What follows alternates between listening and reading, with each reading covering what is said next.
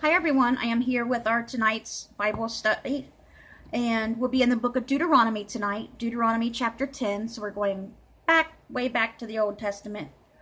And the Bible devotion tonight, the devotion is by Susanna Foth Ottman, which we haven't heard from her in a while. So glad to hear from you, Susanna, and last one she wrote for us was really good, remember. And she does have homework for you tonight. But let's read first the verse that goes along with her devotion, which is Deuteronomy 10, verse 15. Yet the Lord set his affection on your ancestors and loved them, and he chose you, their descendants, above all the nations, as it is today. All right. Now, chapter 10 is not that long. Be talking about the tablets like the first ones and fear the Lord. They're saying tablets like the first ones. Yes. Because when God rescued the Hebrews from the land of Egypt, and they were in the desert, Moses was the one in charge of the people, basically. He went up into the mountain, and God wrote the 10 Commandments for him on stone tablets, okay? And it took him a while. He was up there for a while. And while he was gone, the people once again turned their back on the Lord, said, well, Moses ain't coming back, we got to do something. Instead of worshiping God still, they put their jewelry and all this stuff together and threw it in a furnace, and out came this calf looking thing, and they worshiped this calf instead of God. So when Moses came down and he seen this, he was so angry that he threw the tablets to the ground and broke them. So then he had to go back up into the mountain again for God to rewrite the tablets for him again. So that's where we're going for today. At that time the Lord said to me, chisel out 2 stone tablets like the first ones, and come up to me on the mountainside. Make a wooden chest. I will write on the tablets the words that were on the first tablets, which you broke. Then you are to put them in the chest. So I made the ark out of acacia wood and chiseled out 2 stone tablets like the first ones. And I went up on the mountain with the 2 tablets in my hand. The Lord wrote on these tablets what he had written before, the 10 Commandments he had proclaimed to you on the mountain, out of the fire, on the day of the assembly, out of the fire, on the day of the assembly. And the Lord gave them to me.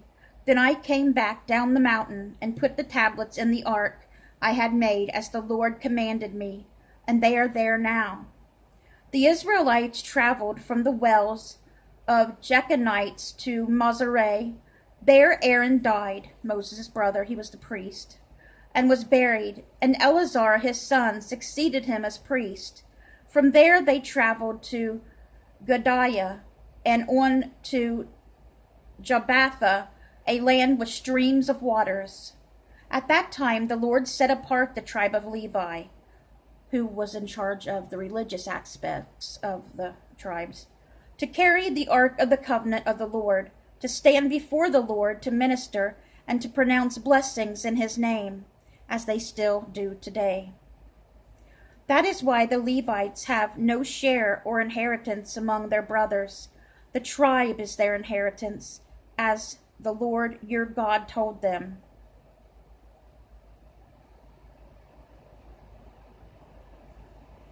The Lord is their inheritance. So they didn't get no money and stuff like that like the other tribes did. They were a little tribe. They were smaller, and they're in charge of all the religious aspects of the people. Now I stayed on the mountain 40 days and nights, as I did the first time, and it was not his will to destroy you. Go, the Lord said to me, and lead the people on their way, so that they may enter and possess the land that I swore to their fathers to give them. And now, O Israel, what does the Lord your God ask of you, but to fear the Lord your God, to walk in all his ways, to love him, to serve the Lord your God with all your heart and with all your soul, and to observe the Lord's commands and decrees that I am giving you today for your own good.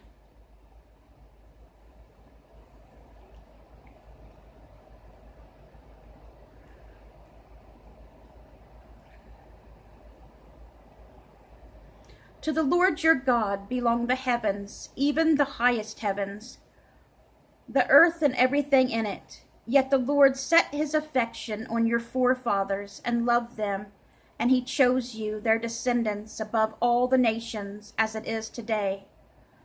Circumcise your hearts, therefore, and do not be stiff-necked any longer. For the Lord your God is God of gods and Lord of lords, the great God, mighty and awesome, who shows no partiality and accepts no bribes. He defends the cause of the fatherless and the widow and loves the alien, giving him food and clothing. And you are to love those who are aliens, not from your country and stuff. For you yourselves were aliens in Egypt. Fear the Lord your God and serve him.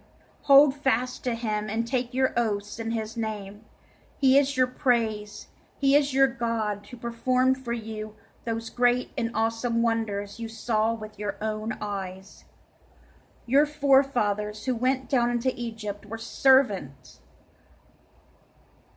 Your forefathers who went down into Egypt were 70 in all, and now the Lord your God has made you as numerous as the stars in the sky. That's why the Egyptians started to want to kill them, because when the Hebrews, the Israelites, were there in Egypt as captives, they were outnumbering the Egyptians. They were outnumbering the Egyptians by having so many children and stuff. So they thought, oh, they're going to uprise on us and try to take us Egyptians over. So, they wanted their babies killed, and the other kings before them. They were afraid of them. They made them captives, made them slaves. And they were slaves for years and years and years. And then God freed them through Moses and Aaron. Moses was a prince of the Pharaoh because he was found, remember, when his mother had to put him in a basket and send him down the river because they were killing babies at that time, 2 years old and under, I believe. And she sent Moses away in a basket, and Pharaoh's daughter, I believe, found him and raised him as her own son. But then Moses, knowing later that these were his people, he took their side and God's side and freed them. Let God free them through his plagues. And God let Moses, and Aaron, his brother, guide them, be the ones to guide them. And Aaron he made the priest.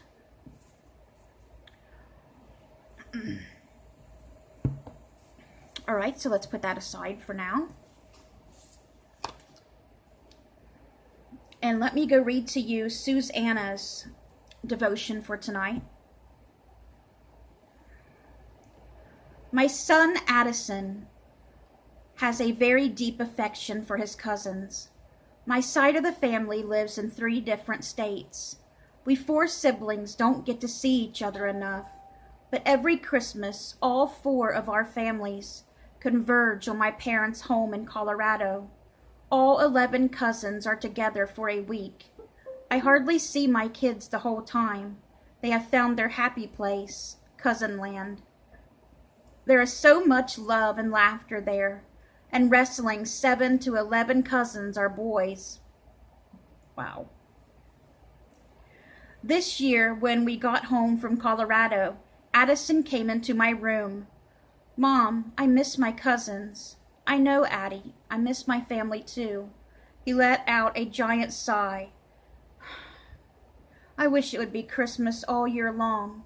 Then he brightened a little. At least we can text.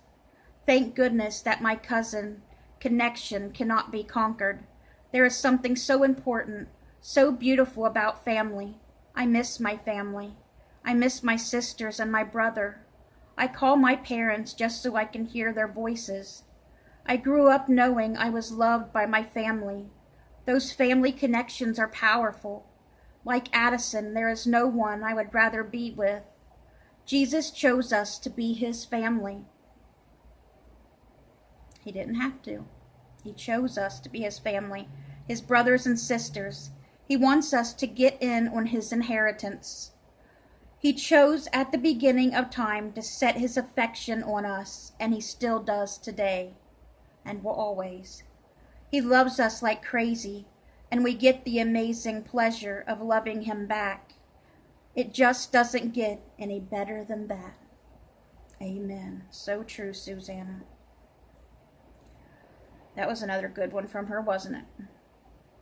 Okay, and the homework she has for you guys tonight is map out your spiritual family tree. When did you become a part of Jesus' family? When did you get saved and or baptized? Thank him for choosing you and for the great love and affection he has poured out on you or your family. Amen. Amen. All right, guys, our next Bible study will be in the book of Romans, Romans chapter 3. So we'll be going back to the New Testament. I hope you guys have a great rest of your week. Let's bring those souls to Jesus, and God willing, we'll see you guys again tomorrow with another Bible study. Bye, guys. Good night. Hope you have a great night's sleep.